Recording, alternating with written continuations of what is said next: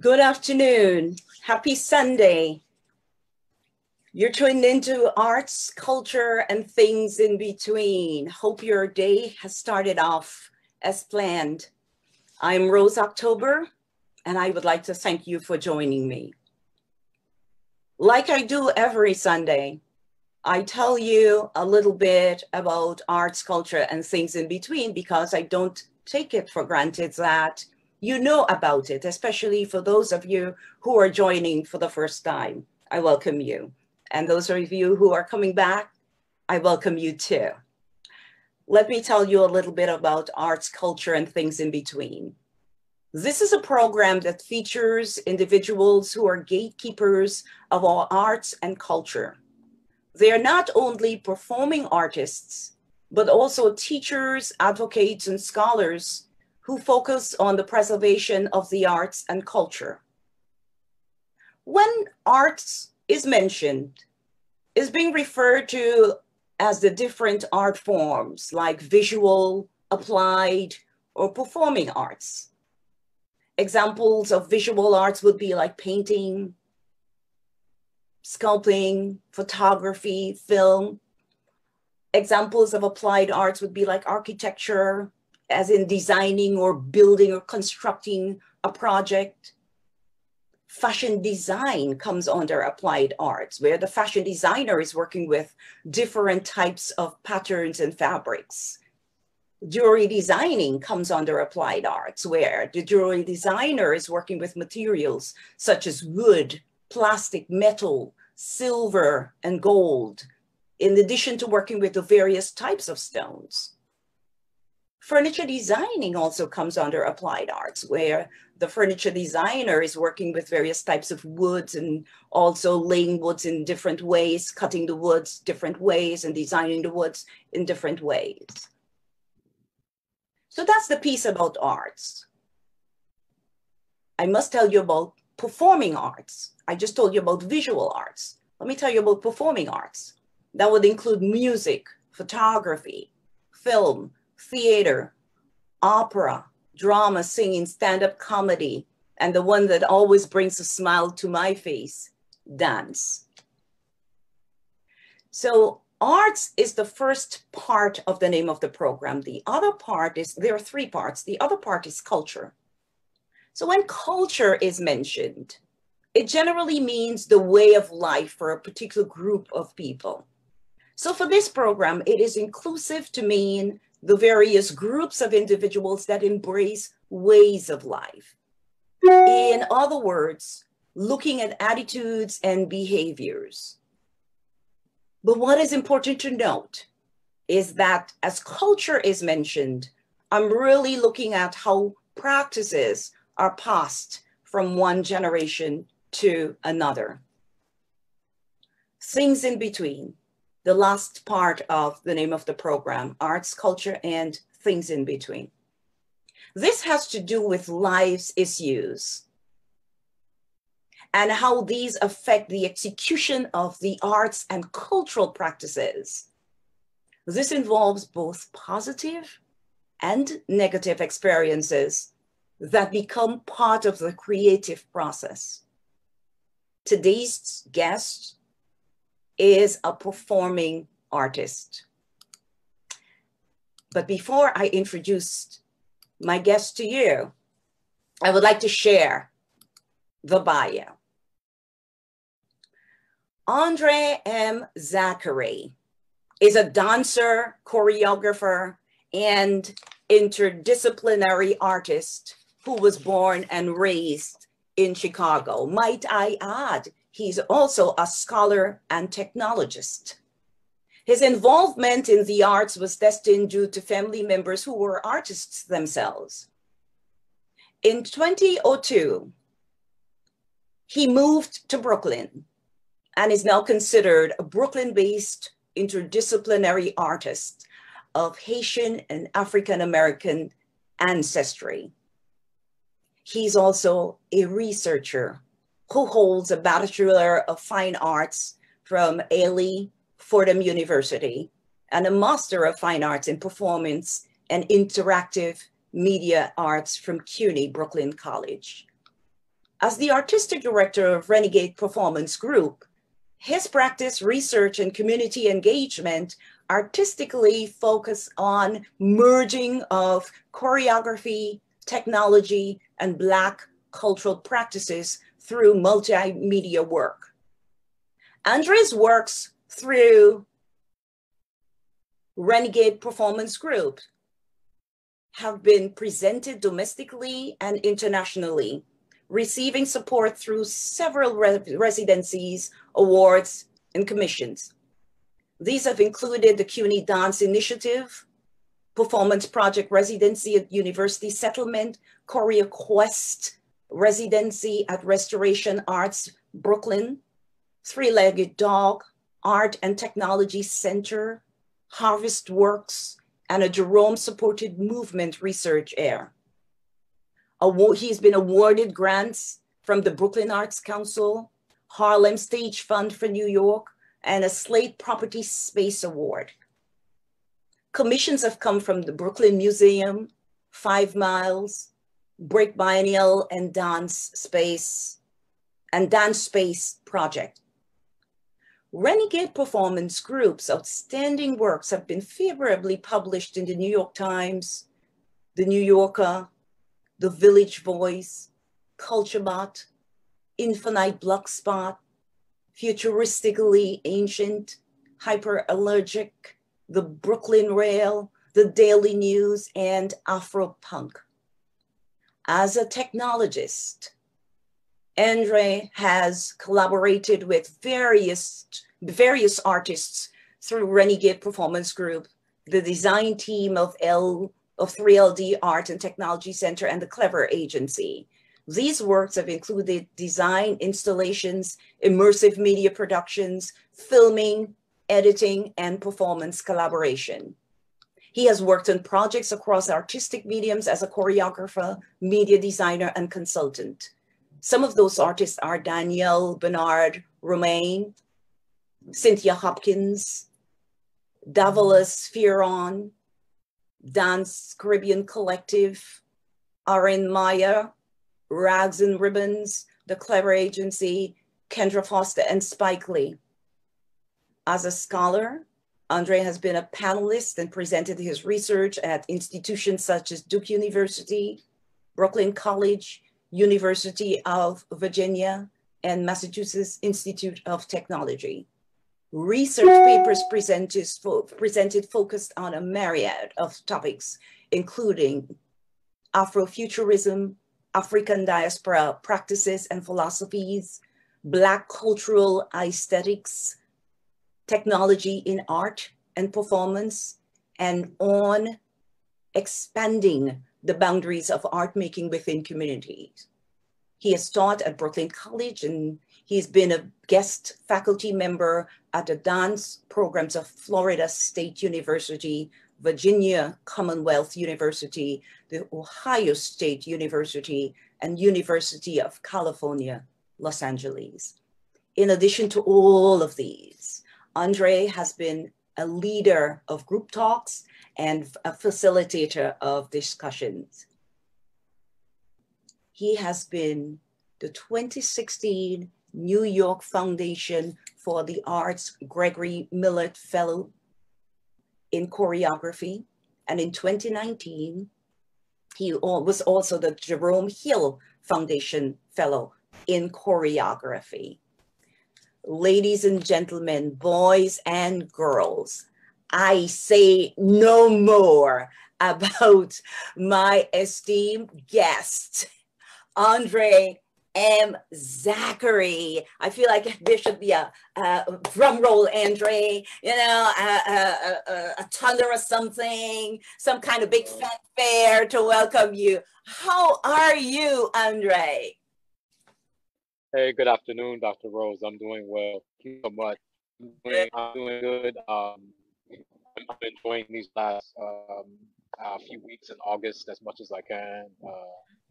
Um, I'm away with my partner right now, Candace Thompson Zachery from New York City, and just trying to enjoy as much time as we can because we've both been working extremely hard in light of everything that is happening in the world right now.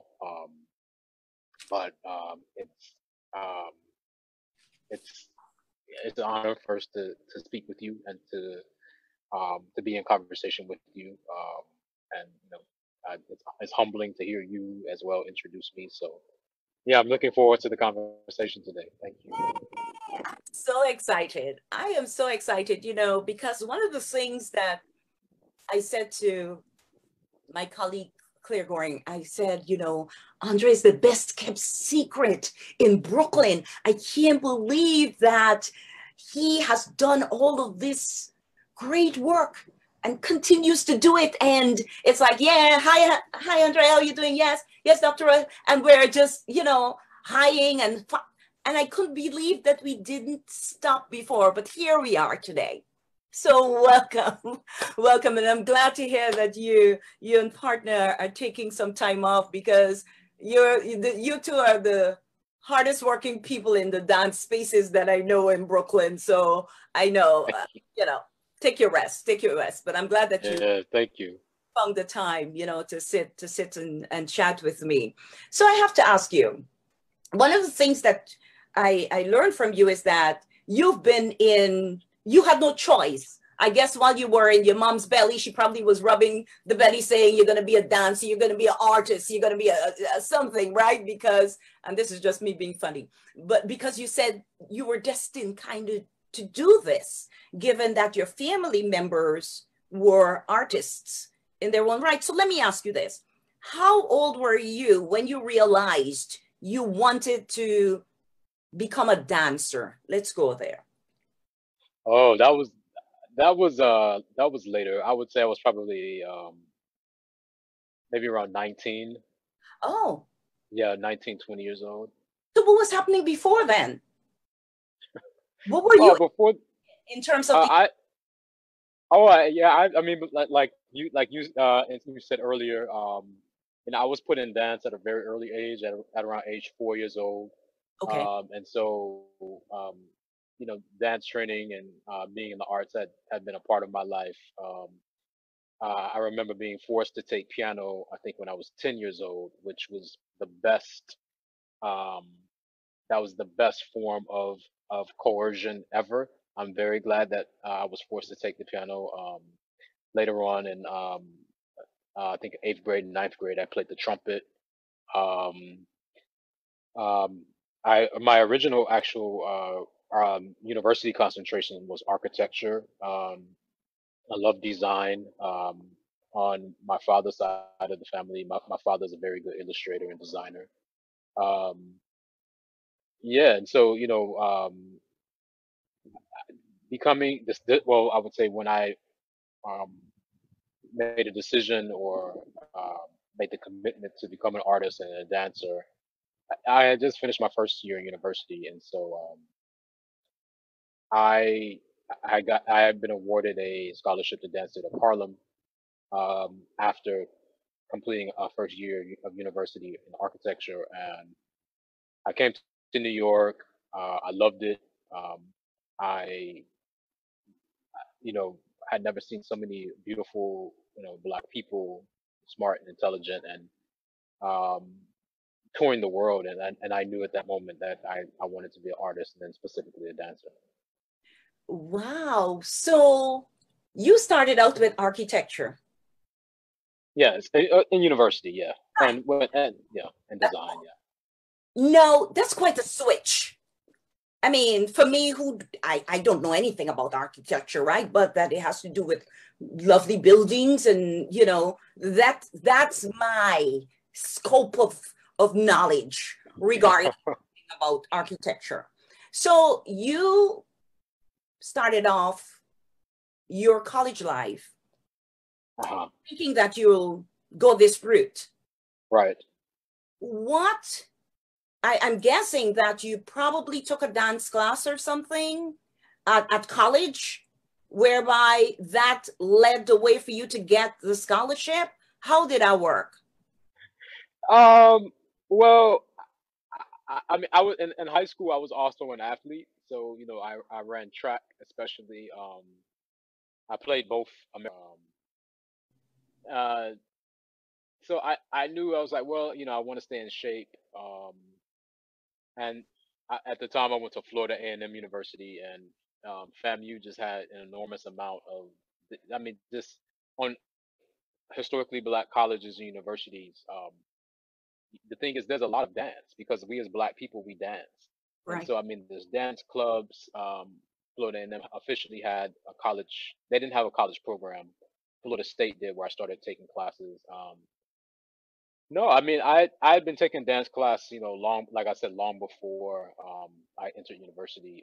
So dance like training was a part of my own my background and who I was. From classical ballet to then later in high school, modern um, and like West African and capoeira especially. And then I mean, and you just I grew up literally in the thick of the '90s hip hop era and then Chicago hip hop and house era. So house dancing, Chicago footwork, break dancing. That just, yeah, dance hall, and like '90, getting the import of '90s dance hall culture from Jamaica. I mean, that was just, a part of kind of like my daily life, and yeah, I was just, it's just kind of who I was. But um, I think the decision to uh really go into the profession of dance. Um, I don't know. I think it was something where, uh, well, what happened specifically, there was a audition for a scholarship or to Dance Theater of Harlem that was at Florida State University, where I was starting to take classes as well, which is in the Tallahassee, Florida, just pretty much adjacent to Florida A&M.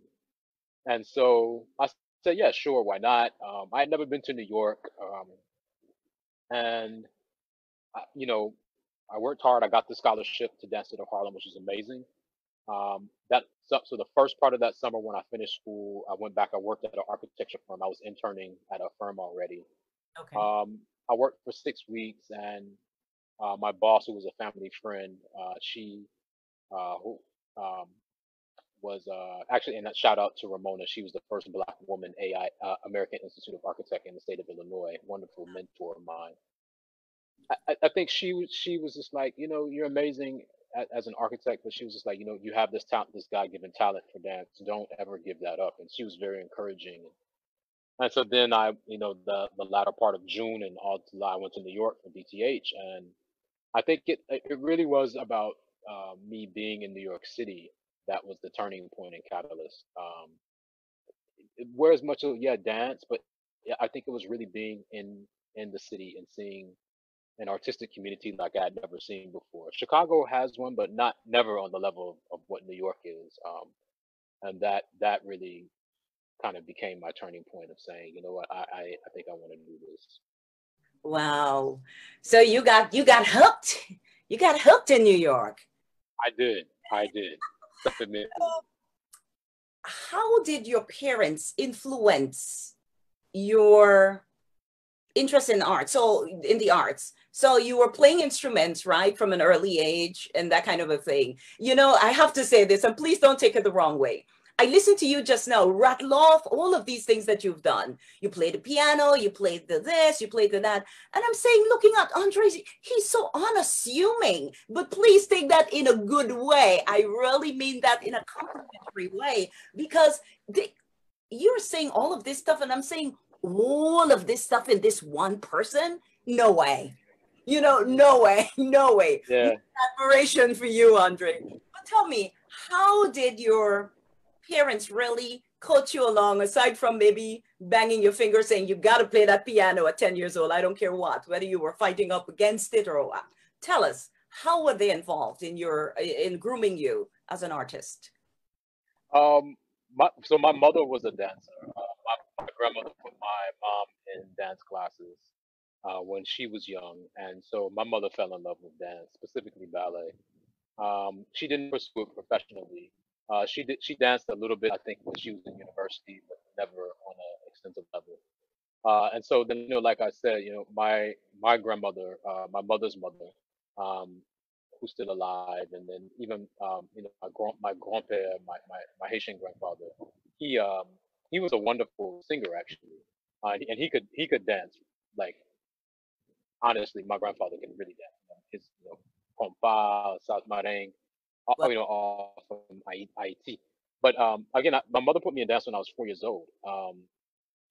Family outings for us were going downtown in the summer and hearing the Chicago Symphony Orchestra or Chicago Mass Choir, and that was literally just what we did. Going to hear jazz legends such as like Ramsey Lewis, who's an amazing jazz legend in Chicago.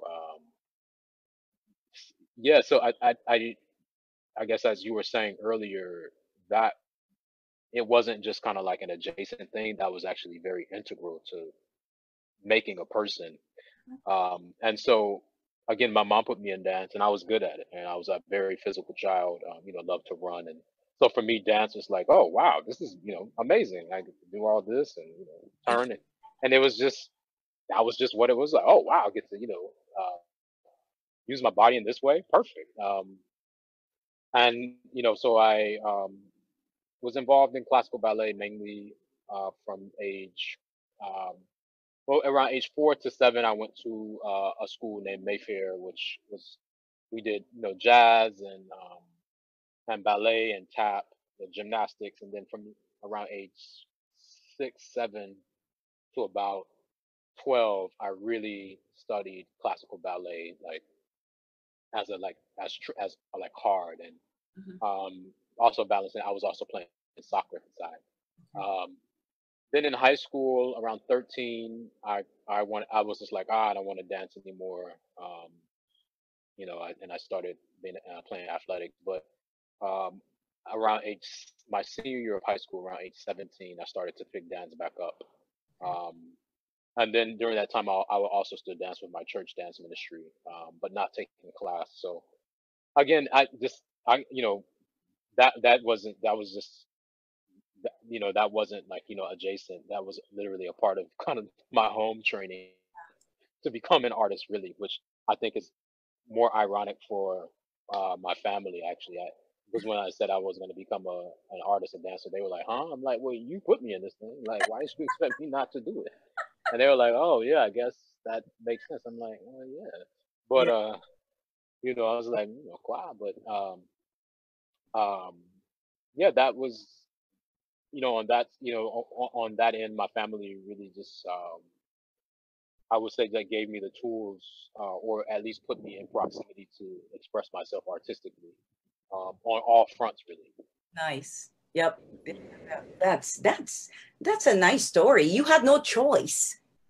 No, I really did not. No, I did not have a But choice. you know what? It was good not having any choices. It really was good not having any choices, I would say. Oh, but I have no complaints about that. Okay. Zero at all. Like our child, hopefully, inshallah, will not have a choice either. That no, So let me ask you about Renegade Performance Group. sure, You spearhead that company, right? I do, I do. Let's talk about the uniqueness of the company. But before we talk about that, what's in the name? Renegade Performance Group. Yeah. So the Renegade Performance Group. I guess I'll start kind of backwards, Mhm. moving forward. So the performance group um, was about me early on realizing that I was going to do more than just create dance and choreography. While that would be an integral, like the integral base of what I was doing and creating, I knew that I was going to be working with film. I knew I wanted to collaborate with other artists. I knew that it would be cross disciplinary and interdisciplinary, and so um, the performance group kind of came from that element. It also was an extension. I was really influenced by um, uh, an artist, a really great Reggie Wilson, um, and his company Fist and Heel Performance Group. Um, and I thought it really just gave space to, uh, these various forms and medium for artists to create in. Mhm. Beyond that, Renegade, it was something where I did not want to. I thought about using my name, and I was just like, that's just not. Of course, everyone uses their name, like, oh yes, my name, the company, and I was just like, that's not something about that just didn't sit right with me. And so then I thought about the um, something was going on. Funny, no, that's what it was. We were at the ironically, the height of the Iraq War, Mhm. and I was reading something about an RPG hitting um, hitting something, and I said, that's it. That's the acronym, Renegade Performance Group, and like, how do we turn really this terrible situation, where like really make it something.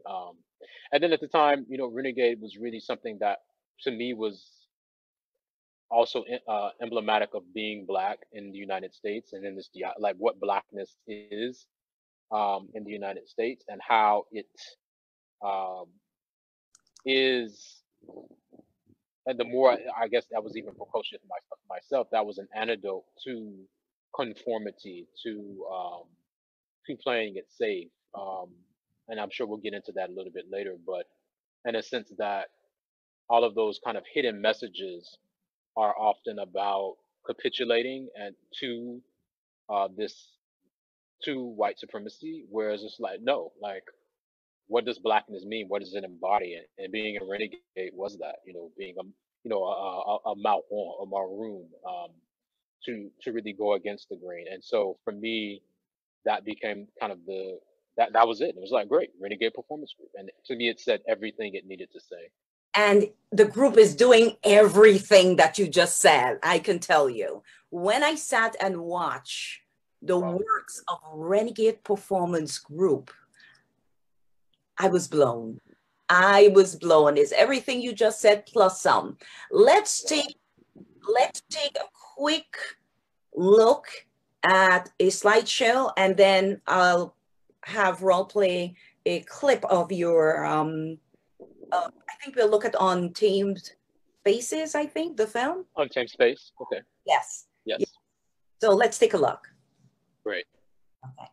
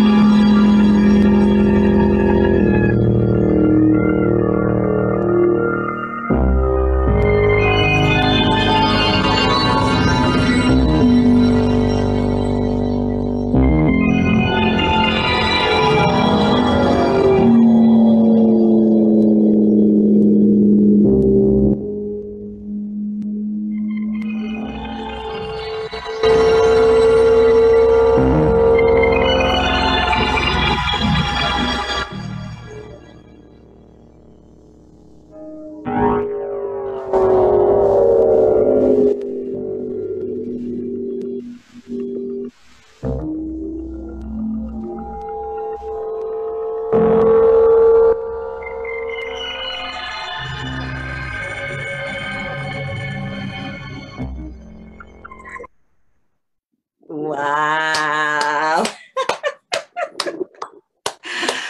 Oh my goodness, Andre. So we saw in the first piece, the slideshow, we saw some elements. You got some legs that take you to the sky, man. Look at the height you are taking with you as you do those jumps and the form. You were built for this. You were built for this. Listen, you've given me candy, as you can tell, right? Thank you. You've given me candy. Awesome. And then when we look at the piece of Untamed Space, we have to spend some time talking about that because Of course. there's so many elements there. But let's go here first. Mm-hmm. You're a dancer, choreographer, and interdisciplinary artist. Dance is foundational in most of your work, if not all of it, right? Yes. By focusing only on dance for a minute, not going into the aspects of your other expertise. Mm-hmm. How do you create a choreography? Because I'm looking at Untamed Space, and you guys are out in the natural wilderness. Mm-hmm. Yes. Yes. What? How do you create a choreography? Wow. So some of my work really is built from my choreographic language of physicality and technique of like flying low, which is a floor work technique that's really rooted in elements such as capoeira and Angola especially. Um, Tell us what that and is. then capoeira Angola is a form of martial art and dance that was transported to Brazil through the enslaved Africans that were transported through the colonization of the Portuguese, Okay. which also subsequently colonized Brazil. And so, in the not in the now current Brazilian country, but then former Brazilian colony, capoeira formed as a conversation of this Africanist martial art from present day Angola with various First Nations and peoples in Brazil into now what we know as capoeira. And capoeira is an art form, but also again a martial art, a dance that holds song, tradition, and physical practice as an element of holding the various spirits as well as Orisha um, uh, in ceremony in hodas. And so when I look at flying low, so many of these elements that exist in that technique to me really translate directly from this practice. Um, but then as well, of course, I bring in my modern dance training that I received at Alvin Ailey, and Lester Horton technique, Graham technique, as well as Limon. Um, so I guess from the vocabulary side, then finally I also incorporate you know my own work, and my own embodiment in hip hop, and what that meant, and for me growing up as well, as my own cultural practice. So that's, I guess, from the movement side, and all of those kind of get put into this pot, and create this bouillon, if you will. Um, and but then I guess in making a dance beyond that, it becomes something about, for me, telling this narrative of, well, I guess what I call futuring practice, specifically looking at my Afrofuturism work. I'm looking at what were the practices that we as Black people did in this hemisphere to at at the same time retain elements of our Africanness past, but to mix them into a new culture, and in conversation and in practice create our new existence in the diaspora. And so I'm looking at what I considered and call futuring actions. And from there, I think about telling the story um, and seeing how that gets embodied in us as dancers, and you know, and builds ultimately into a dance. Yeah. Yeah, and of course, how the audience receives it. Yes. Yeah. And then ultimately how the audience receives it and takes it. So Yes. with what we just watched on Tame Space, you were in this triangle, if I may. What was happening Yes. there? What was happening there? Because there was a little bit of eroticism. At least this is me being a part of the audience, right? This is what I'm seeing. Some sultriness, some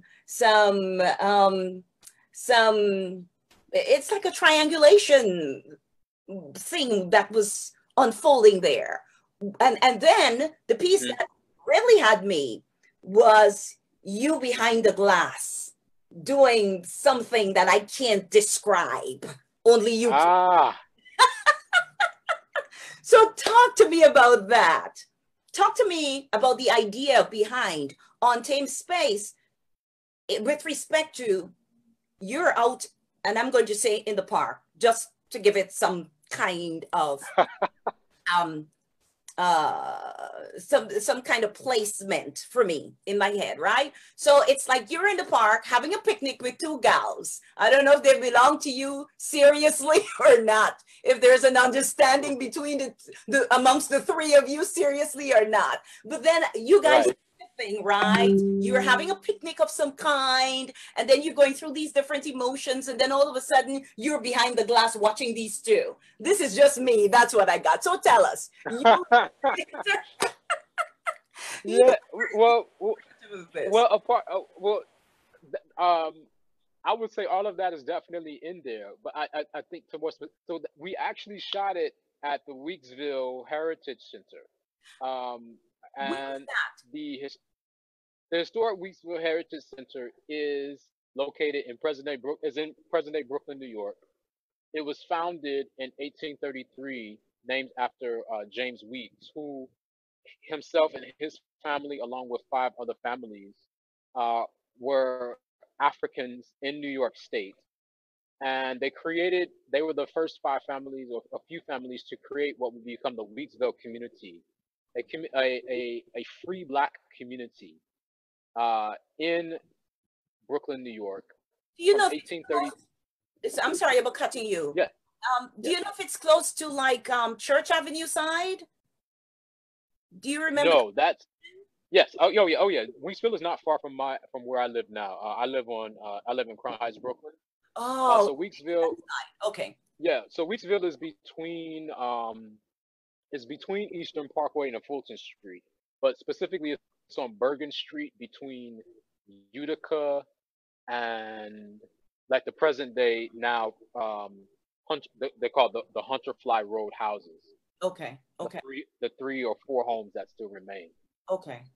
And so this community was built up to it was close to 700 residents.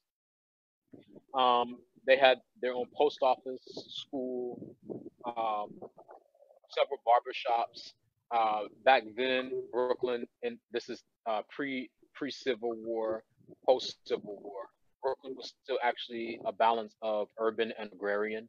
Um, you know, they farmed, they fished, um, growing um, growing crops was a big part of their sustainment as a community.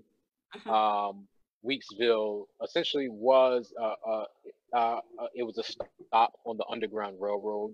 They harbored many Africans who freed themselves, and so essentially, my Untamed Space was talking about marooning as a featuring practice, and so for me, I was looking to literally locate what it meant for spaces that you know essentially Africans liberated themselves, and what that really looked like. I think part of my challenge back to audience is as you just said, where do we actually see this enjoyment of Black people living life? Um, yes, especially in a West Indian context, we can look at as we can look at carnival culture as like this moment and this period of time. But then I asked, beyond that, what about sustainment in the mundane, as you're saying, the enjoyment to lay out with your family, with your lovers, with people that you really like, and feel safe to take in food. Like when has that happened in a place where, in a space where that is really has been sustainable?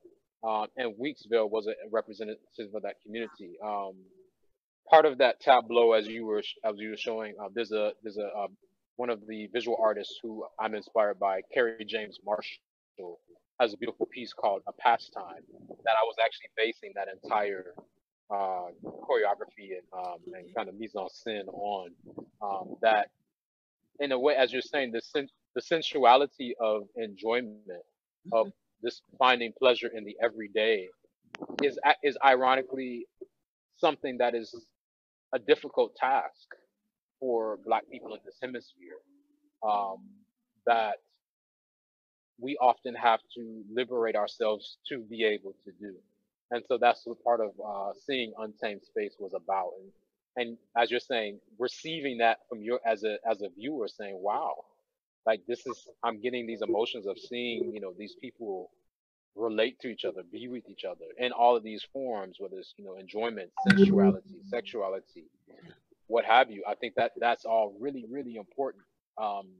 That I want our eyes to actually begin to recognize, and then beyond recognize, really affirm and say that that should exist. And you know what? I like your explanation in the sense that it's okay for us to be affectionate in the open. And Yes. also, we also we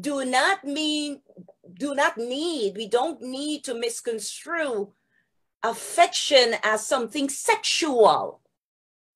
Mm-hmm. You know? So I think what you've done there with Untamed Space is give us permission to show emotion. Give us permission to be emotional beings without feeling ashamed of it or having to hide it away in private. So that's good. But before we take another look at more of your work, tell me about the piece with you behind the window. What was the significance? Any? That was a funny. That was a suggestion from one of my collaborators, the cinematographer Lamont Hamilton. Okay. Lamont was noticing how the glass was extremely reflective um, on the houses, and he said, "Hey, can you actually do that?" He said, "I'm going to focus on the glass of you just doing the same choreography that you're doing, but instead of focusing on your reflection." And I was like, "Perfect, great, let's do it." And then in the footage and seeing it, it was just like, wow, that's actually pretty beautiful.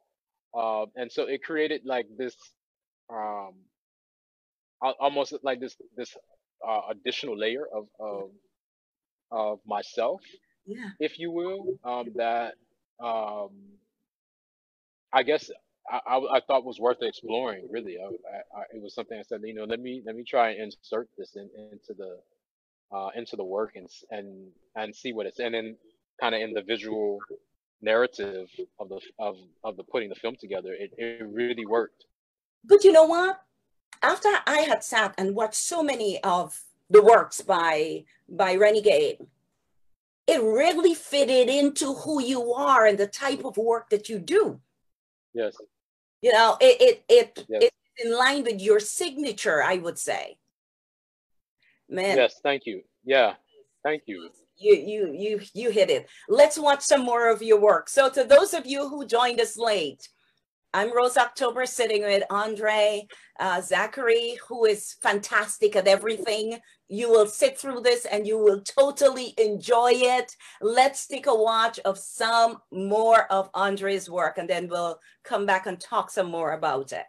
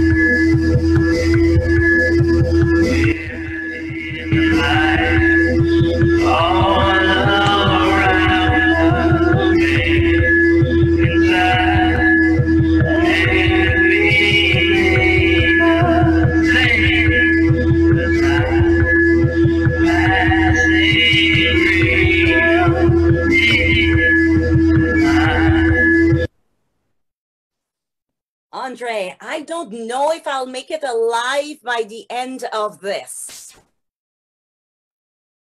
I don't know. I'm so excited about your work. So we just saw two pieces. The first piece with you as the soloist doing the digital middle passage, and then the other one, the Afrofuturism series. Let's talk about the digital middle passage first. Now, my senses were stimulated. I didn't know where to look because it was you doing the choreography.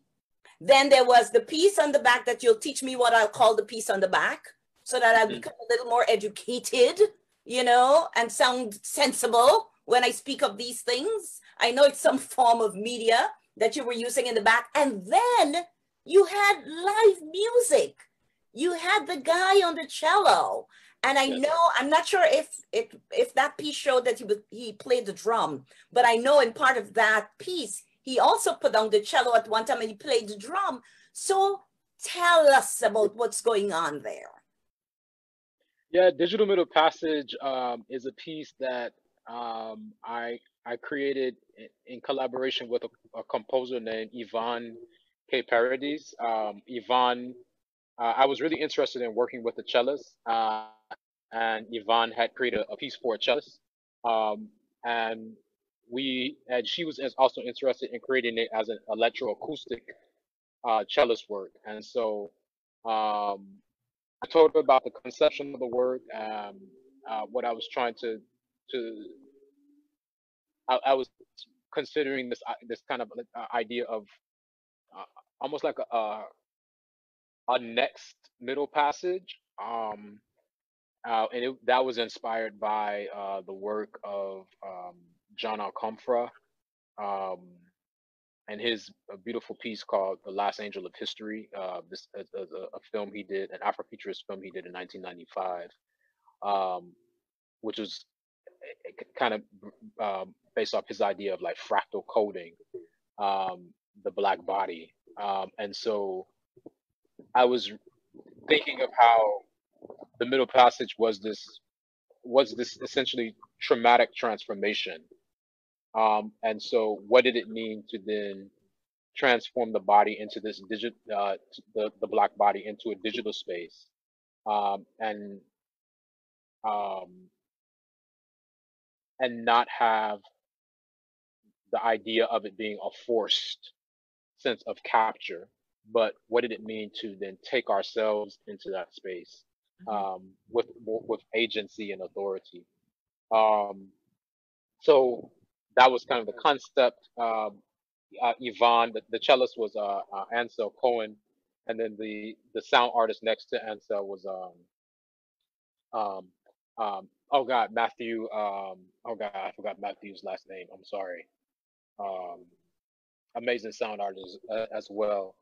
Um, and then finally, what you saw in the media you saw in the back was um, I created a digital interactive projection of myself. So I was able to install a camera at the top of on top, looking down on top of me, which then captured me, and then I was able to feedback that in a loop to then project onto the rear wall. So it created almost like this immersive experience of myself and then my body um, in three different dimensions. All right. And So, yeah. Hold 1 second there, Andre. Yeah. So again, because I'm slow in these areas of multimedia stuff, right? I look at it in awe. And I'm sure that many who are being exposed to this for the first time, looking at this right now, they are too. And I'll give you a joke, and it's okay to laugh. So when I read about you and watched your work, I was like, oh, this is interdisciplinary art too, because I have a colleague who teaches with me. He's an artist, and he calls himself an interdisciplinary artist. So get this, this is where the joke comes. He works with photography, he works with video, and he works with other things. So Rose October, with her limited knowledge, for some reason just thought that interdisciplinary artist is only what? You know, interdisciplinary art is only what Terry does, right? And then I bumped into Andre's interdisciplinary artistry. And I'm saying to myself, Rose, you need to really, really stop and do some more research on this stuff. And you're calling yourself an artist. So I was laughing at myself. So now that you finished laughing at me, Andre. No, not at all.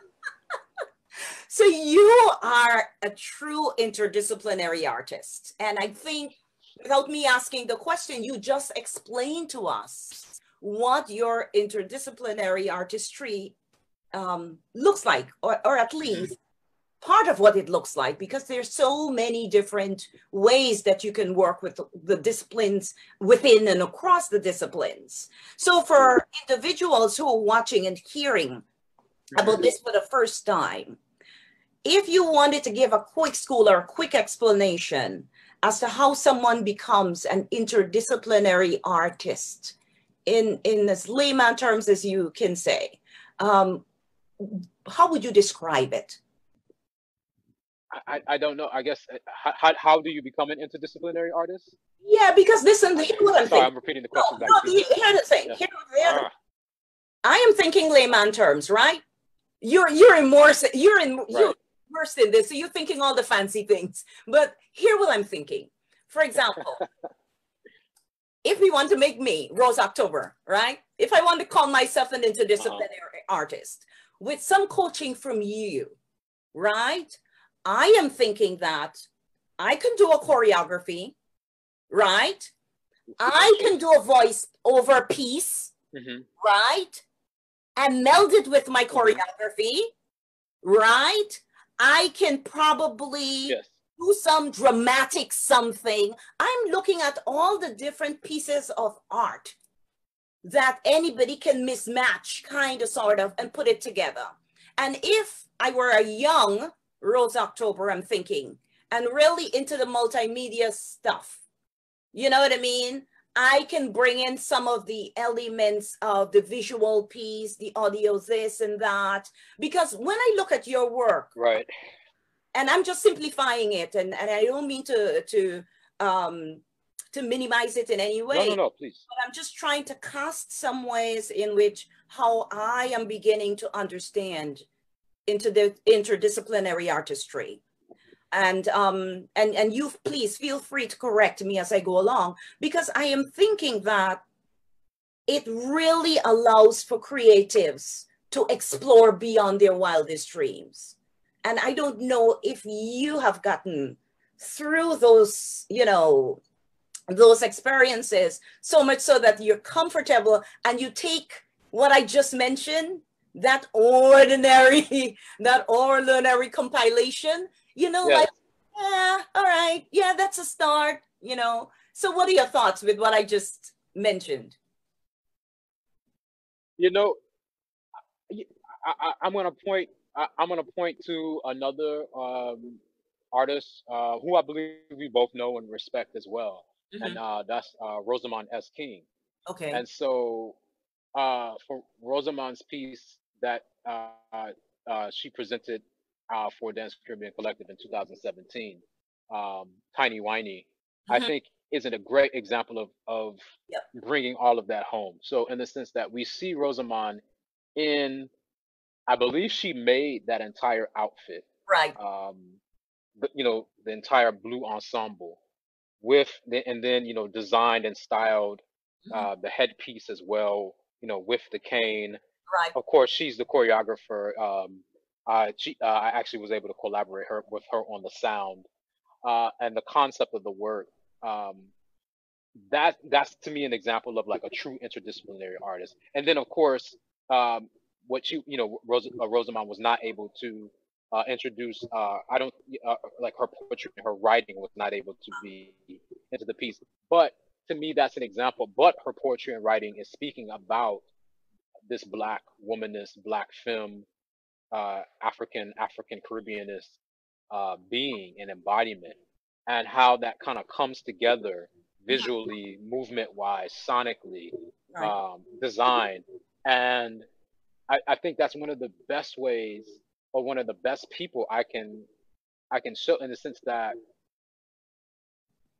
becoming an interdisciplinary artist is being able to express your thoughts, emotions, and ideas through as many mediums as possible, Mm-hmm. as you're saying, without feeling constrained Right. or bound in one lane. Mm-hmm. And not only do those lanes, and I think the training and the ability to have time to consider it and do it well really creates these beautiful avenues that crisscross and seamlessly merge into the other without a sense of like trafficking. Mm-hmm. And that's what really becoming an interdisciplinary artist does. It, like, each channel supports another channel, and allows, as you're saying, the audience to really have this really sensory experience. Um, Before that, I can look to, someone we all know, Jeffrey Holder. Um, it's not known that Jeffrey Holder was an amazing painter and visual artist um, as well as being, a choreographer. He was an amazing vocalist. He could sing tremendously well. Of course, his acting, um, abilities, directing. Um, of course, he was a fashion designer. He designed many of his own costumes, um, and I guess that's been a part of our traditions for a long time.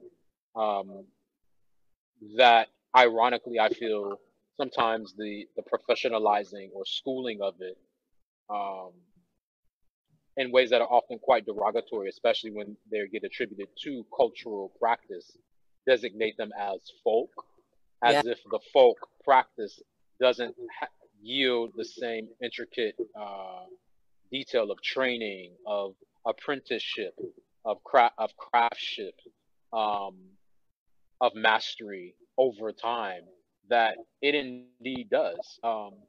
But that indeed it's, it's just like, wow, this quilt is being made. There might actually need to be this rocking back and forth with a that actually might make the stitching better. That is just like, well, is the humming necessary from this black woman doing it? And it's actually, well, it actually might be necessary in the doing it. You know what I'm saying? So I think that that's where, um, I guess I'm considering how that interdisciplinary ability Yeah. makes it. I mean, I get it. I truly get your explanation.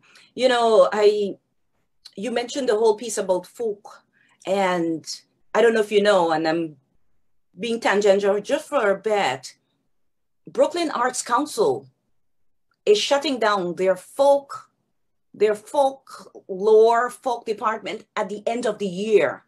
Unbelievable, unbelievable. I really hope that that decision is reversed. I can't believe it. Anyways, that's for another program, Andre. But let me ask you this. So in your artist statement, you mentioned that you use Black experiences in Americas to create your work.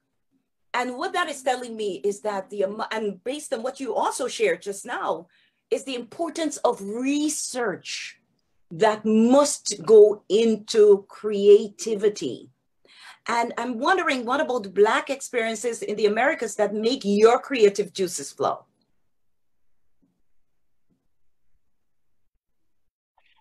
It's our ability to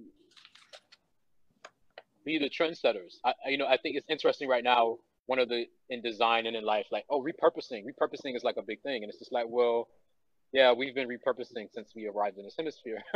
um, but I think it's, for me, also taking uh, the really mundane aspects of Black life that I think we take for granted, that are actually so transformative to making the world a better place.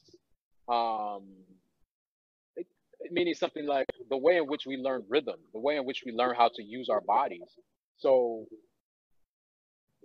I guess, growing up in um, I guess it's the irony of saying, going to living in Black spaces where Black spiritual practice is an important part of the everyday.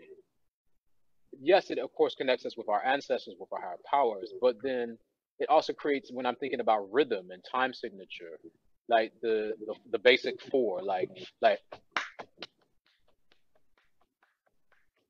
and then there's another pattern, like, and then you just grow up learning that as just your everyday, and how to move in and out of that. That creates all the amazing artists that are popularized today.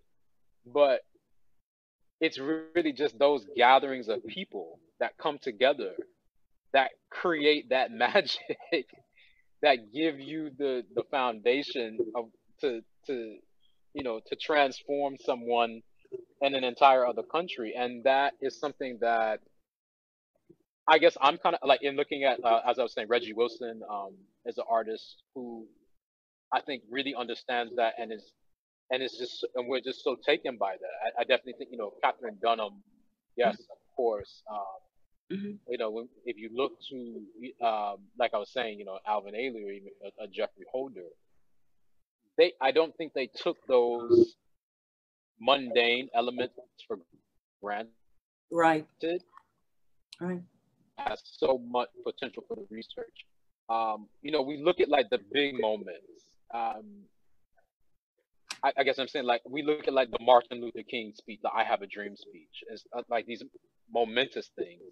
But for me, I as an artist, researching what's not seen, researching, okay, well, why did your grandmother do this in the kitchen, or why did your grandfather carve in this way, or why did your uncles do this? That holds so many of the key ingredients to defining our existence and individual and collective personhoods, that really unlock some amazing things in my opinion.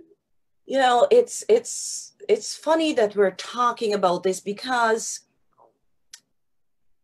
what you just said, plus some, I'm thinking about this whole sense of belongingness that we get. And sometimes you might look at somebody and say, oh, they have the knack for this and they have the knack for that. And it's part of that upbringing that you're talking about, you know, watching your grandmother knitting and you know, and humming that thing, and you look at a child with rhythm.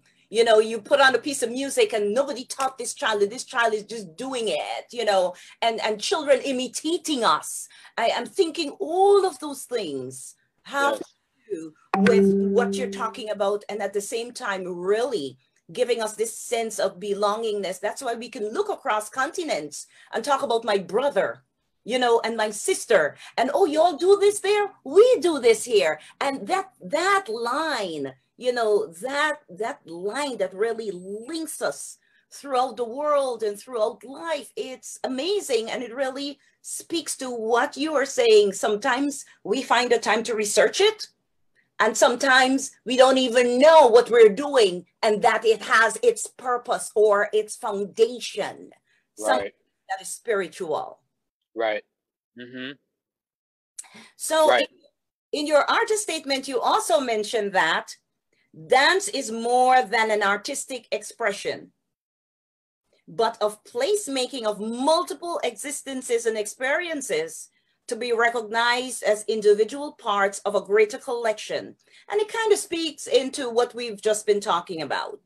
And to me, that's a very philosophical statement. You know, when you say dance is more than an artistic expression, but it has to do with placemaking of multiple existences and experiences. And what you just said there in terms of explaining how your research is embedded in your work, it really, and the reason why I'm pulling this out, Andre, is because I want lookers on and the viewership to understand that dance is not just get up and shake, you know, because many individuals who do not see dance as art, who do not see dance as academics, who do not see dance as a discipline, they figure that for those of us who make dance look easy, it's no big thing, I could do that, right? And they don't understand the foundations that, and I did say foundations, because we're not talking only about the physical ability. We're talking about the discipline. We're talking about how you were molded, who molded you, who took you along the way, along the journey, you know, because dancers have multiple stories in their lives. It's not just one story, but I just need to shut up and stop rambling right now. No. Because, but I wanted to ask you about the statement though. Well, this is a statement about creativity. It seems philosophical when you said dance is more than an artistic expression, but a placemaking of multiple existences and experiences. Am I right when I say it sounds philosophical? Yeah, it is. This hemisphere and the creation of this hemisphere, and the middle passage, dance means for Black bodies and for people of African descent, especially if we descend from those who were brought over through the middle passage, dance means something different than it did in continental Africa pre-transatlantic slave trade. Even in on the western continent, the continent of Western Europe, because of codes of conduct and the economy of what the enslaved system was, different from any other period of enslavement. So based off of, you know, this ridiculousness of skin color and geographic origin and the way in which we expressed our bodies became an illegal act. And that that illegality of communicating, of doing, of in and many and I'm not sure in Guyana, but across other colonies and in the United States colonies, the playing of, after the Stono Rebellion in present day South Carolina, the playing of drums with hands of Africans was outlawed because it communicated then that get the body ready. And the way in which the body became ready to enact and really become powerful was through, hence, the dance or the movement. And so Black bodies moving, especially together, really becomes something that is, again, and this goes back to the name of the company, Renegade Performance Group, it goes against the oppression that has been enacted to create a status quo. And so, when we fast forward then, and we can look at, the revolutionary gesture of the dancing space, if we think of Lindy Hop and swing dancing in the 1930s and the 40s, an integrated dance space of Black and quote Black and white bodies dancing together, let's say at the Subway Ballroom, became like the ultimate gesture of quote freedom in the United States, where that again, that happened in that was a Black space where it's just like, you now have the ability to live and be your best self, whoever you are, come dance. And so dance from that source point is not just about an expression. I mean, yes, we can even look at, and I know this is controversial for people as well, we can look at a Bill Bojangles Robinson tap dancing and cooning or Uncle Tomming, but still underneath that, that's actually still quite a revolutionary gesture that he is doing, even tap dancing with the Shirley Temple, in the sense that he's placemaking himself in a way that only he can do. And so I think that's pretty wonderful, in the sense that became, as much as people say, oh yes, Fred Astaire and Ginger Rogers, yeah, but they were only able to find their truest selves through a Black art form, through a practice of Blackness, which is just kind of like amazing, and through jazz music and what have you. And so I guess I'm saying is that, and then the relationship to music, which elicits this response from the body, that goes against, or that begins to not only goes against, but it begins to dismantle white oppressive tendencies and policies and actions, which ultimately like constrain persons and people from being their best selves. I like it. I like it. I like it. And I forgot to mention, I like your t-shirt too. Brooklyn Till I Die. Thank you. Thanks a lot. I appreciate that.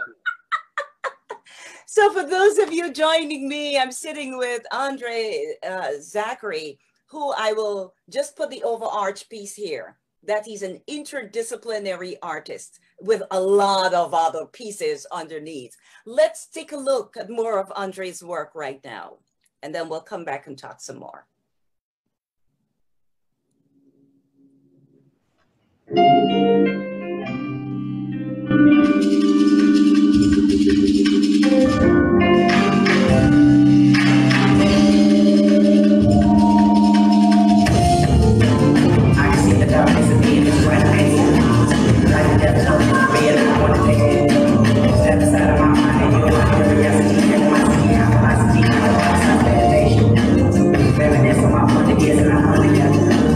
Sentiments of my birthday, been so sincere. Sentiments of my birthday, I deserve to be the big love for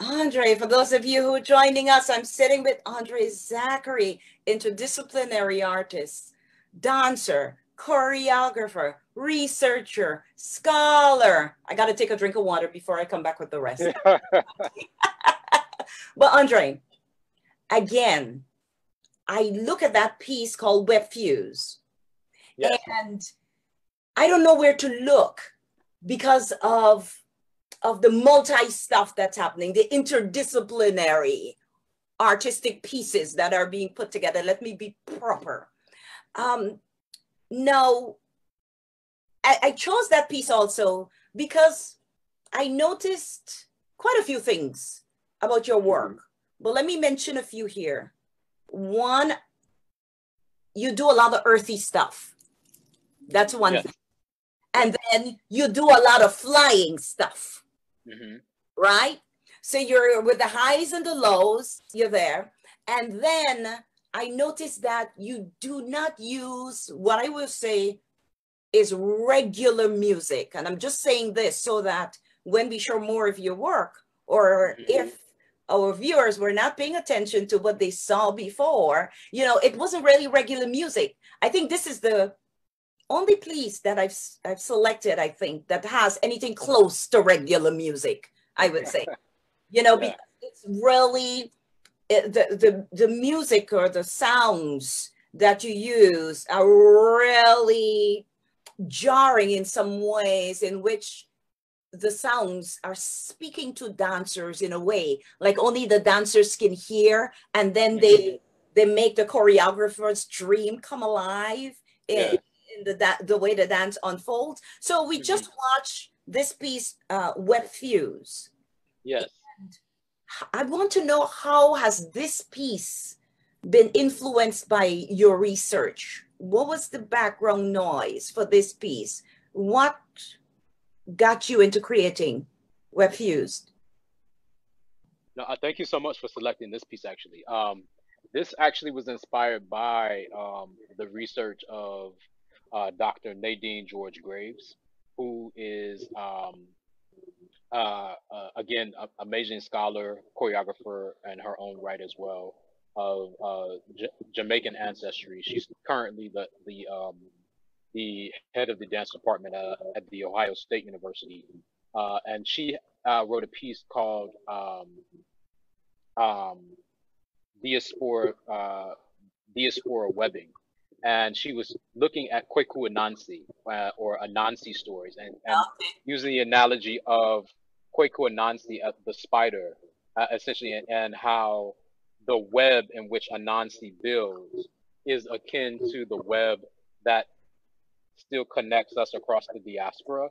But then she took it a step further and talking about like this worldwide digital web, when we say the World Wide Web, and then how the web itself of the globe, of how the longitudinal and latitudinal lines are in a way are much like Anansi's spider web that hold it. And so, you know, in reading that, I was just like, that's it, that's the piece. And you know, Dr. Nadine is an amazing scholar on Afrofuturism as well.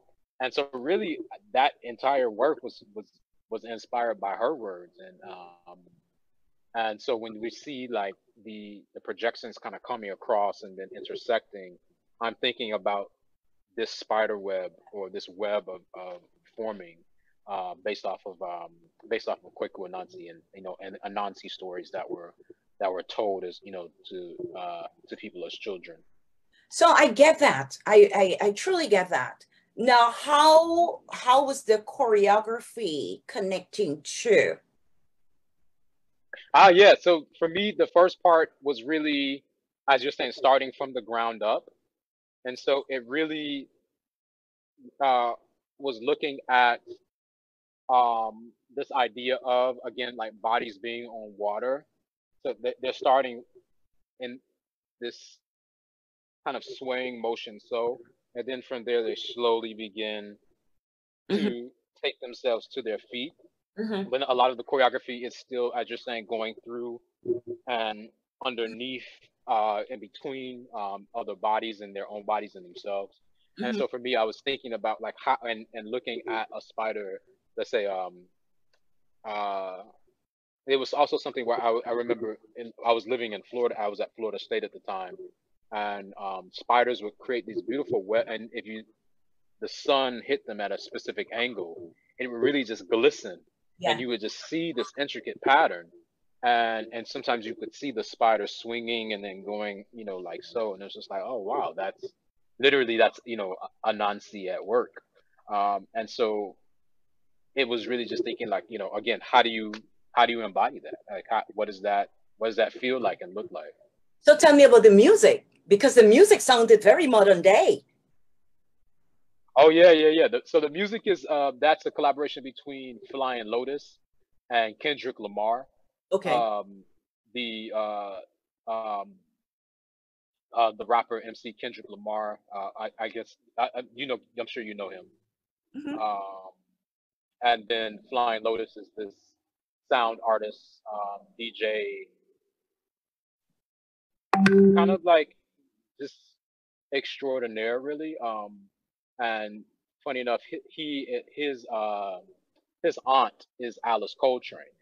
Um, that is actually his mother's sister, the late great Alice Coltrane. So, um, y- you know, all of that was kind of built into the work. Um, and the song is entitled "Never Catch Me." mhm. And so it's thinking about like a non, and then, when we think about Okay. That's the connection.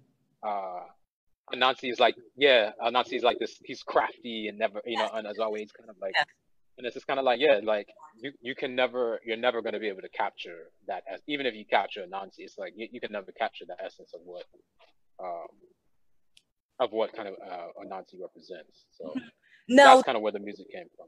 so let me ask you, the dancers. I mean, because of the lighting effects, I couldn't tell. They looked young. Were they young, like teenagers, or they were adult dancers?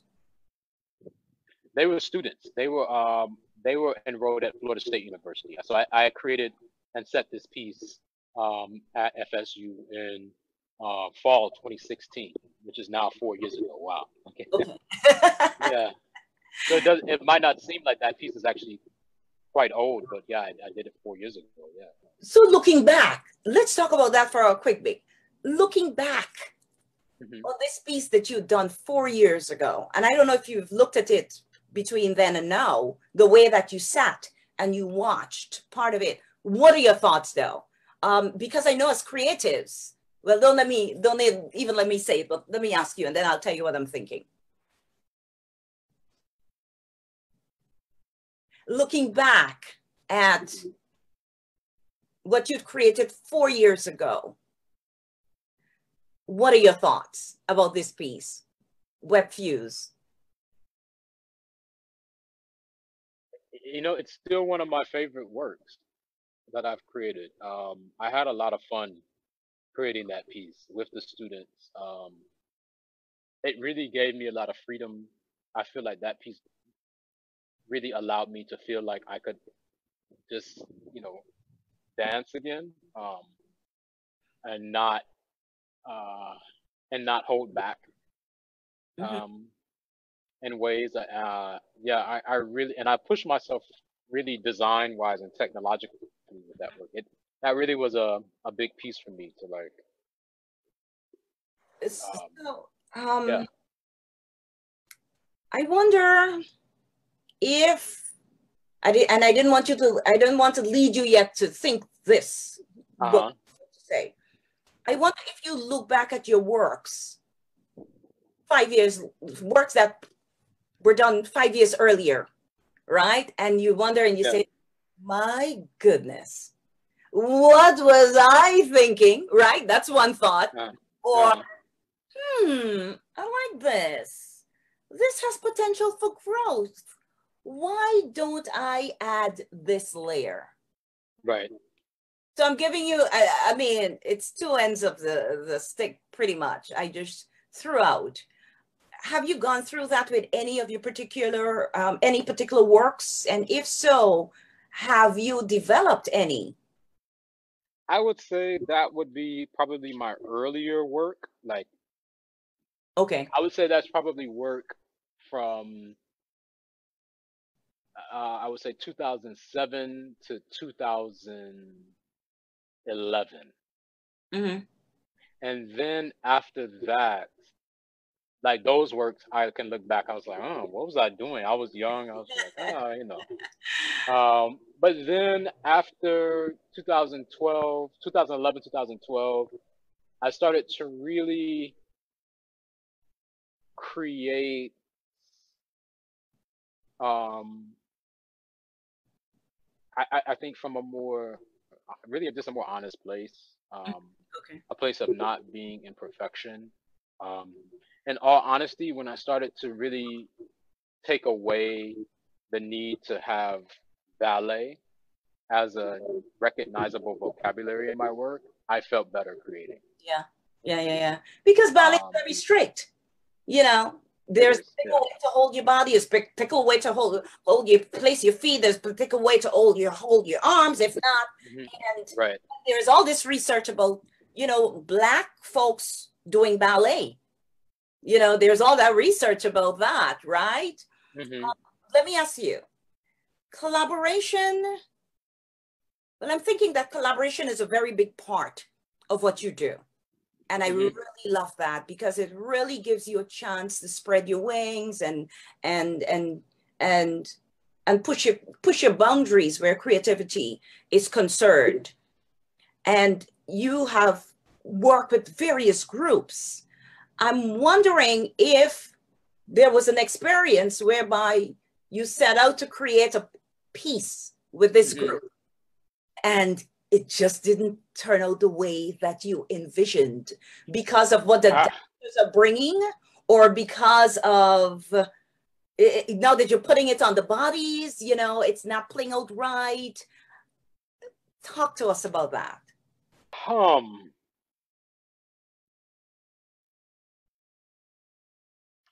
Well, yes. So that actually goes back to your first question. One of my pieces I did, not this piece, Web Fugues, but another piece I did called Untitled Distances. It didn't, I wasn't a lot, it was more, it wasn't the dancer's fault at all. I take all accountability when I'm creating. I make sure that, those people who are working with me know that, for me it's about, but I wasn't allowing myself to just release and dance in a way that I knew how, because I was worried about, considerations, approaches of like, postmodernism and experiment, and which once I started to really throw that out the window, so this piece, Untitled Distances, that I did in 2015, I was able to look back and say, I'm not really happy with that. But then when I was able to do it again at I reset it on some students at UCLA.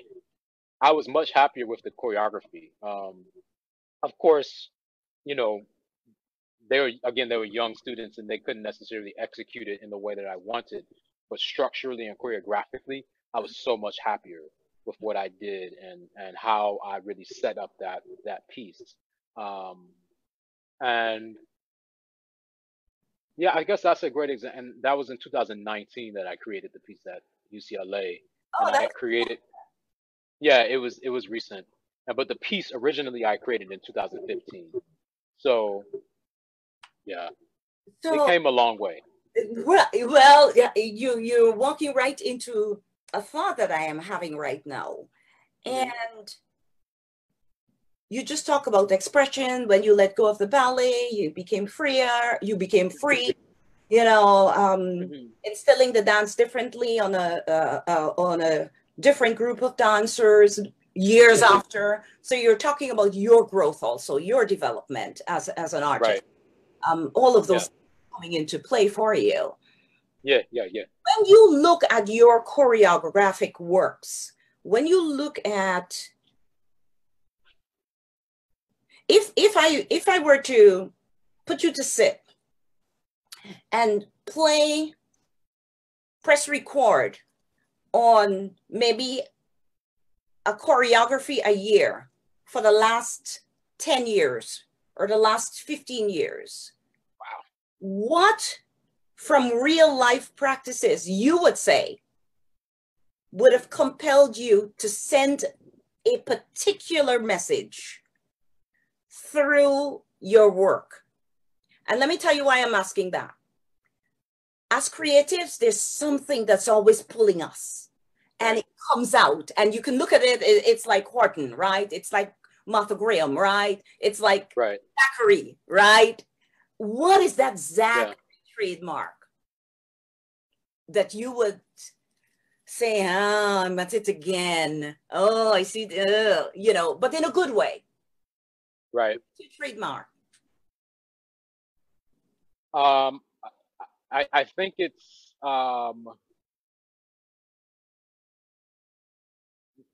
this subliminal physicality. I think it's this really this very grounded but soft balance of physicality that's kind of my trademark. Yeah, I think that would have to be it. Um, Yeah. so it's cool, but it's also very rugged. You know what?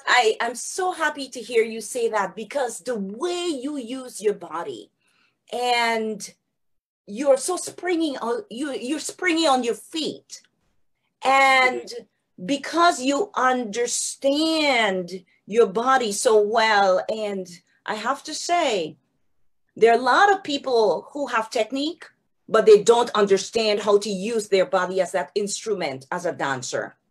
And you do that so well, because it's one time you're on the floor, and then you're on your shoulder, and before you know it, you're on your feet, and then you're back on your knee, you're back on your feet, and then you're in the air. And you do all of that. So I'll pull from the young people, so fresh, so effortlessly. So I'm glad to Thank hear you. you say that, because when I look at your works, I really do see that. It's like, sometimes you start off with what appears to be a sharp movement, but it ends up being very soft, because the way that you propelled yourself to roll and then land on your knee, you just come up so softly. So Yeah, thank I'm you. saying all of that to say that there is a Zachery trend there. There's a Zachery movement that you need to play on. Yeah, I think that's something um, that I fully embraced. That's definitely everything that I am now, I guess, more unafraid to like really embody, um, and and just really give it to people without reservation. I guess Right. if that's the best way I could say it. Yeah, yeah, It's yeah. like, And the thing is too, it's yours. And yeah, people try it and they wouldn't be able to do it like you. So that's the beautiful thing. I know. That's the beautiful thing. So let's watch more of your work. So listen, ladies and gentlemen, boys and girls, I am excitedly chatting with Andre Zachery, who is an interdisciplinary artist, and he does the choreographic works, he does the dancing works himself, he does the multimedia stuff, and On a good day, I guess you could play the piano. And do you sing? I know I'm pushing the envelope. I'm just saying that because I know you had some piano lessons when you were 10. But do you sing? I do sing as well. I probably sing better than I play the piano actually. So. Oh, hey, nobody would hear how badly you were playing the piano if you're singing and dancing at the same time. But let's watch more of your work, Andre. Let's watch more of your work. Okay, cool.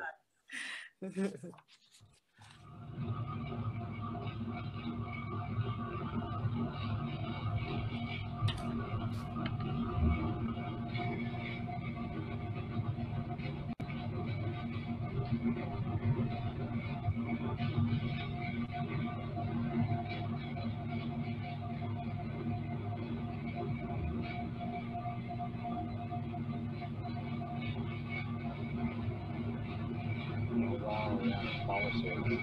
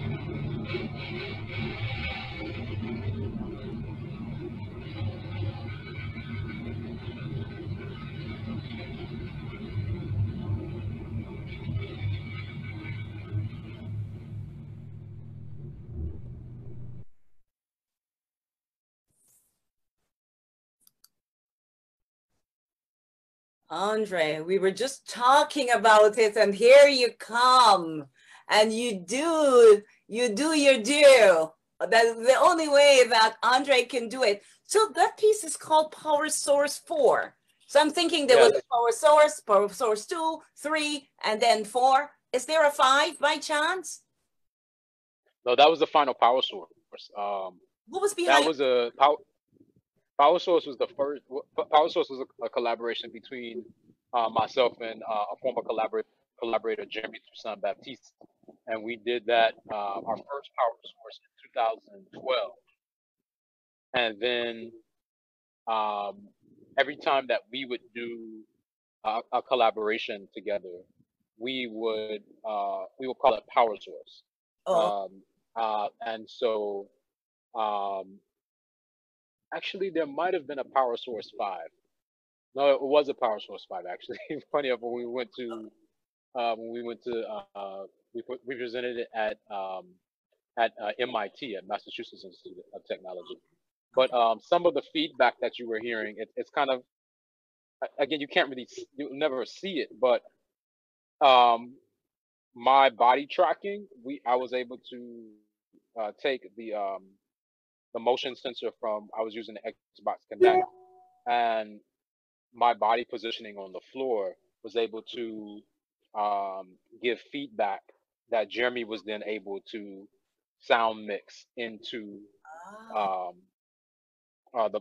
wider piece. So Okay. I guess that's it's that's not something you can't really see feedback like tracking, but that's what was happening. And so those are kind of the experiments that we were playing with, and like kind of devising between this relationship of the body and sound, and vice versa. Looking at your work, Andre, and I mean this with all sincerity, I really consider you an innovator, an initiator, because of the risks that you're taking with being an interdisciplinary artist, of course, with a foundation of dance.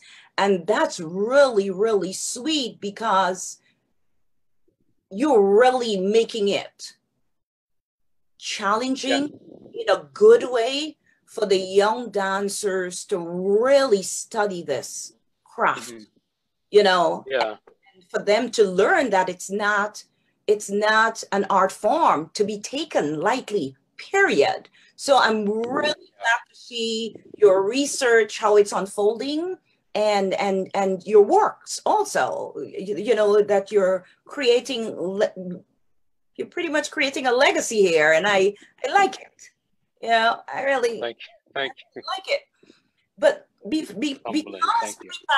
pre-pandemic, I would say before pre-pandemic, you were weaving this stuff.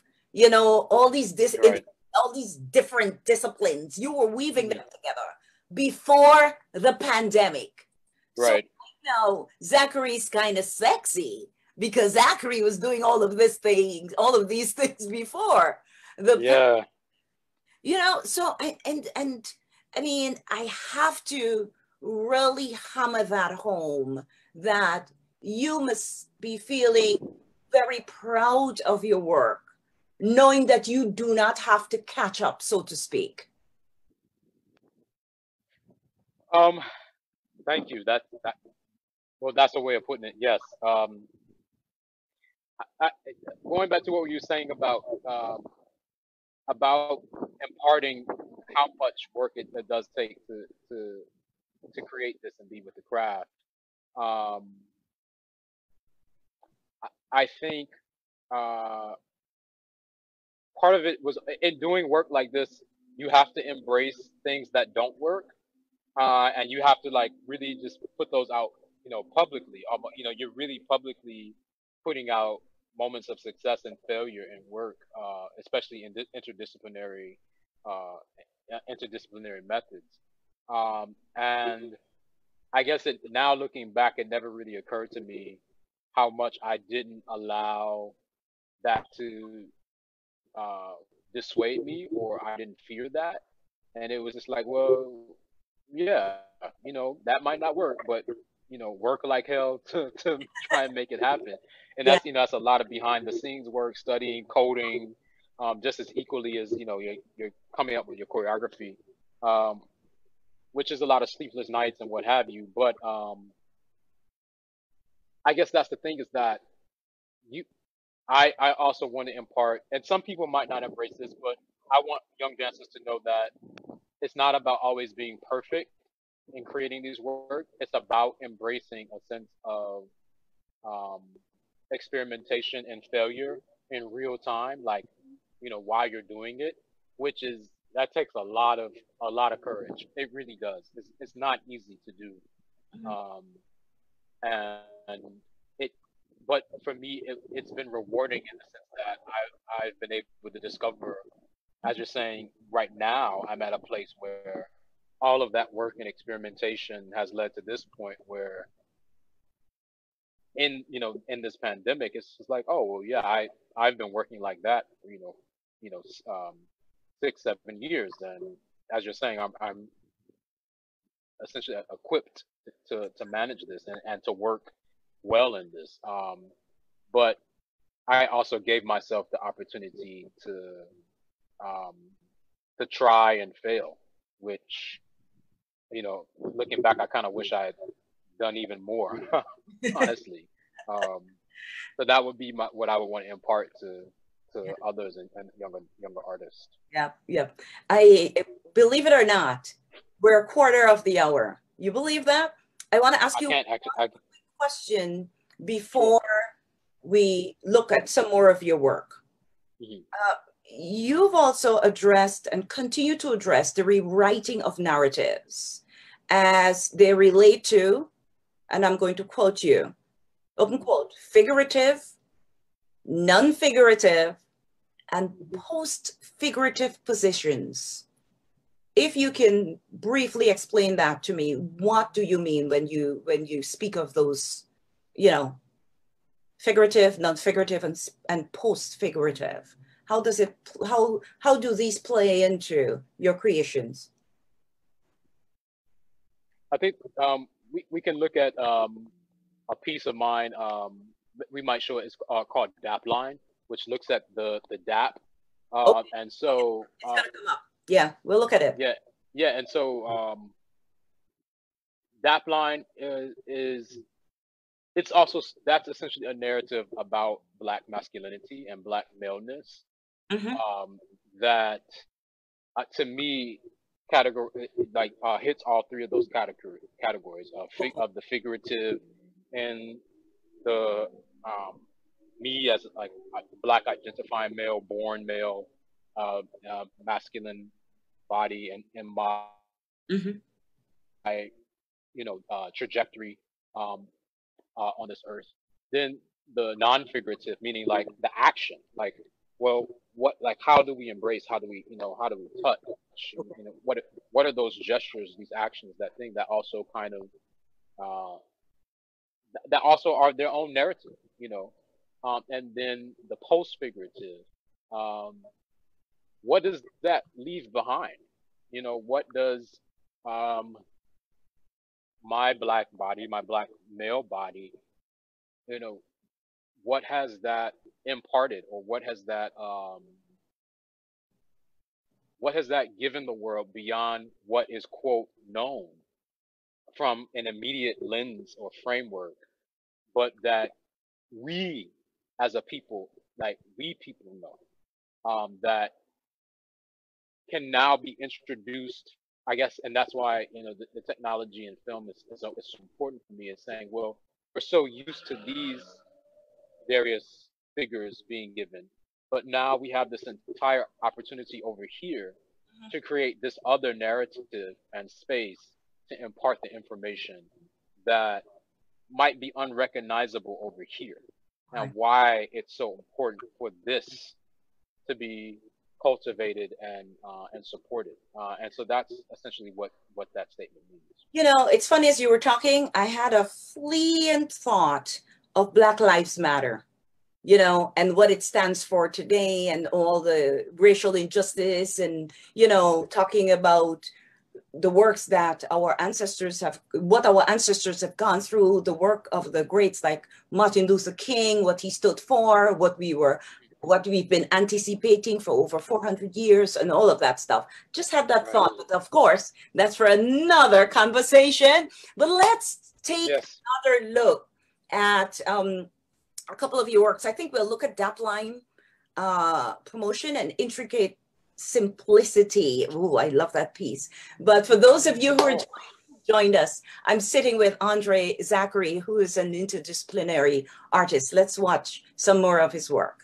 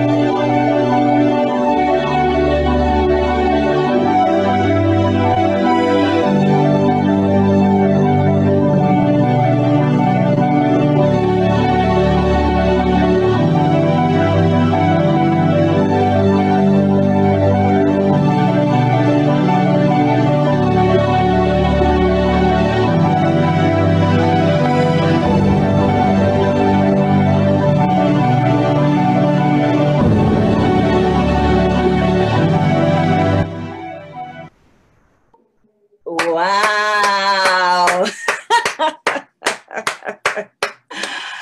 I love it. I love it.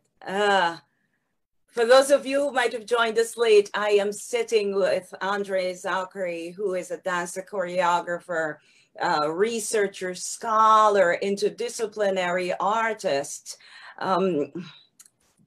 What a phenomenal dancer you are. Oh, thank you. Thank you. You're welcome. There is this negative attachment to boys dancing. And I know this might be a loaded question, but I have to ask you, what do you say to parents of boys? Boys who would like to dance, I'm talking about, who would love to dance. And the parents' response is that dancing is for girls. What do you say to those parents? You want me to give my real answer? Yeah, please. Well, I would really question them as parents. I would really want them to question themselves of why they are parents, really, to say such a, I mean, really a beyond ignorant statement. But I would really just kind of question and say, like, do you really want to be a parent?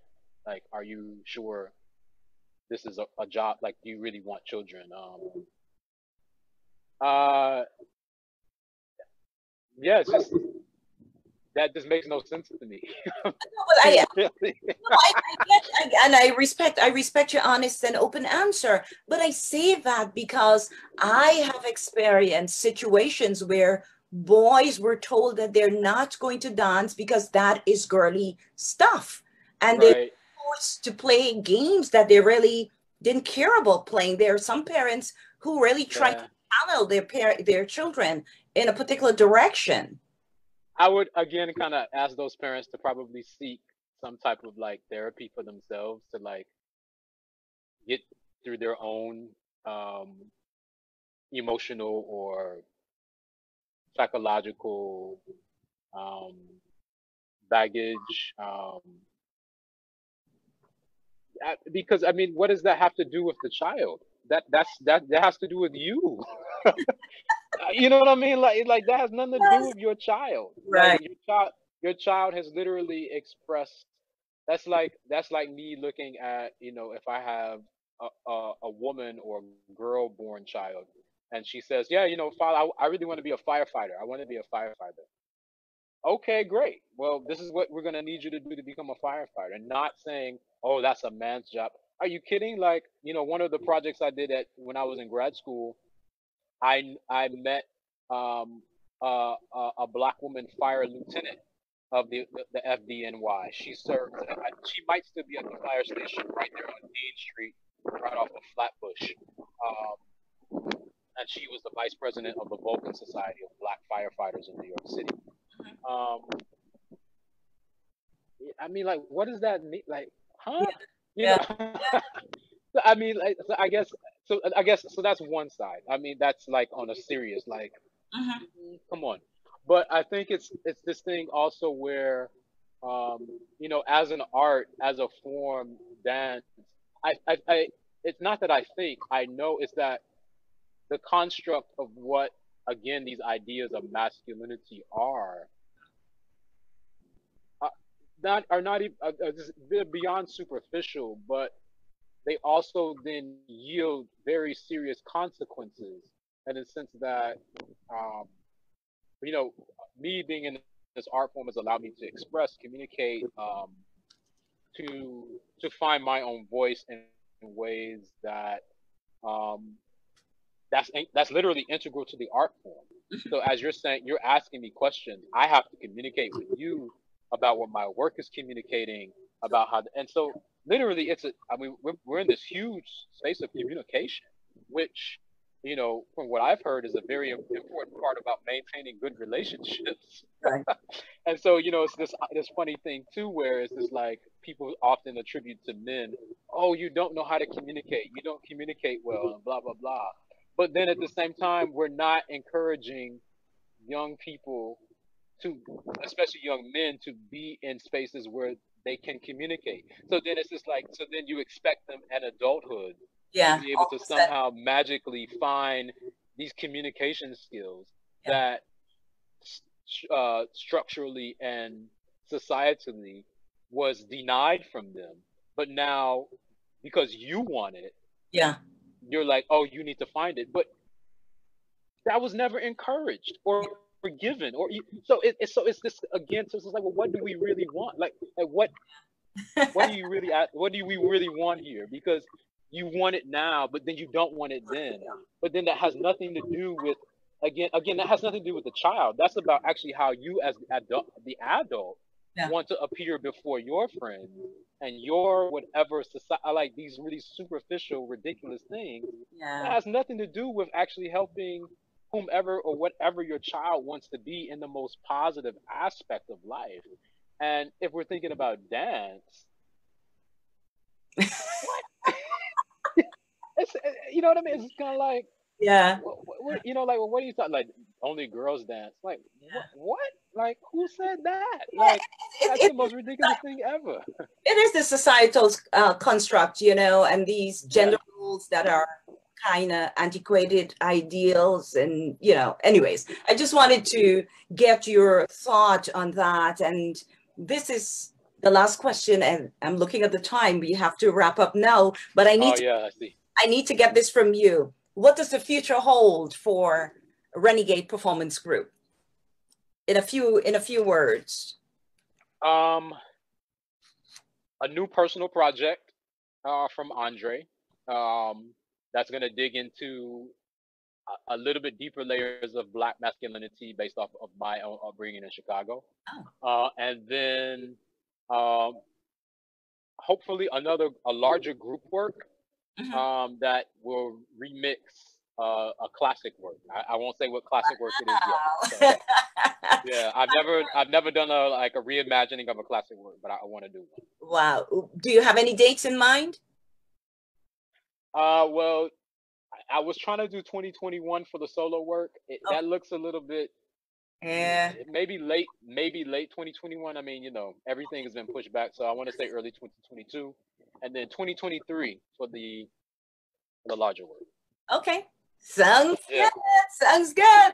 So, ladies and gentlemen, boys and girls, you heard it. So, we're wrapping this up, and I want to say thank you. Thank you to my guest today, Andre Zachery. And please visit his Facebook page or his website. Look for Renegade PG for Performance Group.com, and you'll be able to follow his work. I know he has a lot of videos on Vimeo, so you'll get to see him really sinking himself deep into his works. But before I close, I must remind you of Ghana Cultural Association's virtual folk festival season. Yes, we finished yesterday with our literary hang and symposium, and on Wednesday, the 2nd of September, I can't believe we're talking about September already. It's the award ceremony, and then the Friday after that, on the 4th, is Come to My Kwekwe. On the 6th, it would be the Sunday, Family Fun Day. Please visit GCA's Facebook page to get more information about this. And like I do, I have to say thank you to viewers for joining. And when I say thank you to you viewers for joining, I put you to my left side, and then I pull out from my right side, and I put at the top of that list the man behind all of this, making this happen, Raul De Silva. Stop blushing, Raul. I have to say thank you for Raul, for making this magic work. And there's been some development behind the scenes for the program, and I have to acknowledge Claire Goring. I know she didn't want me to do this, but I have to tell you, the beautiful flyers that you've been seeing every week since this program started, they've been done by Claire Goring. So Claire, I know I'm busting you open, but I love you, sis, and I have to say thank you for the world to hear. Marcia Gordon, thank you. Marcy is working on the YouTube channel. Yes, we're migrating all of this stuff to YouTube. And Yash Sunarayan is working on a website. So things are happening for arts, culture, and things in between. And a special shout out to Dr. Raul Manzano. He knows why. I'm saying thank you. Again, Thank you to Andre and for the spectacular work that you're doing. And I just I'm throwing a lot of love out there for you as you continue on your journey of creativity. I humbly applaud you and say thank you. Raul, thank you, my brother, to viewers. Thanks again. Have a wonderful and productive week. And please stay safe, and we'll see you next time.